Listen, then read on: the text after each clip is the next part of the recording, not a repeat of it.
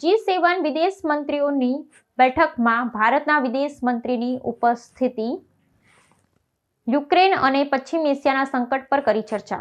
ફ્રાન્સના અધ્યક્ષપદ હેઠળ આયોજિત આ મહત્વપૂર્ણ પરિષદમાં Canada, France, Germany, Italy, Japan, United Kingdom અને અમેરિકા જેવા શક્તિશાળી રાષ્ટ્રોના વિદેશ મંત્રીઓ એકત્રિત થયા છે।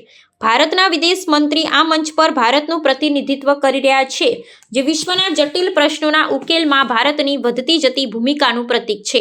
આ બેઠકનો મુખ્ય ઉદ્દેશ્ય વર્તમાન વૈશ્વિક કટોકટીઓ પર સામૂહિક વિચાર વિમર્શ કરી શાંતિ અને સુરક્ષા સ્થાપિત કરવાનું છે। આ શિખર સંમેલનમાં મુખ્યત્વે યુક્રેન અને પશ્ચિમ એશિયામાં ચાલી રહેલા સંઘર્ષો તેમજ તેનાથી ઉદ્ભવેલા માનવીય અને આર્થિક પડકારો પર ગહન ચર્ચા કરવામાં આવી હતી।